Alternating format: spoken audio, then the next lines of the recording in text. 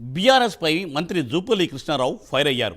HCU విషయంలో విద్యార్థులను BRS BJP రెచ్చగొడుతున్నాయని ఆయన ఆరోపించారు.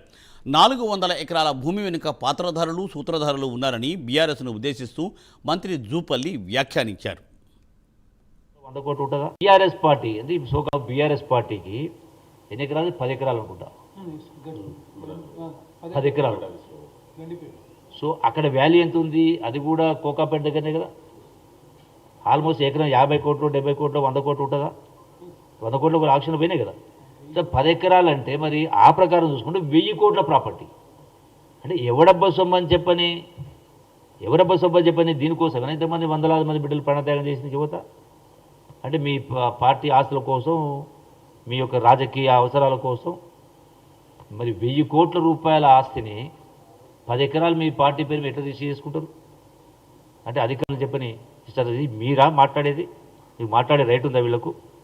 ఏమైనా మొదలు పెట్టుకుంటే మొదటిదాకా మన్మోహన్ సింగ్ పరిపాలన వరకు ఇలా రాష్ట్రంలో కానీ దేశంలో కానీ ఎన్ని పబ్లిక్ సెక్టార్ అండర్టేకింగ్స్, వేలాది మంది ఉద్యోగులు పనిచేస్తున్నారు, లక్షలాది మంది ఉద్యోగులు పనిచేసే సంస్థల్ని, పబ్లిక్ సెక్టర్ను ప్రైవేటు కార్పొరేషన్ కంపెనీలకు అప్పనంగా అడ్డగోలుగా అప్పచెప్తా ఉన్నారు.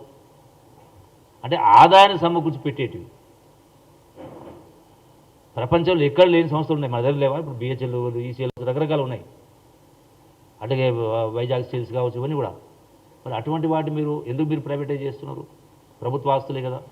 ఇక్కడ 400 ఎకరాలు ప్రైవేట్ నుంచి ప్రభుత్వం హస్తగతం చేసుకొని ప్రభుత్వ నిరుద్యోగ కోసం రాష్ట్ర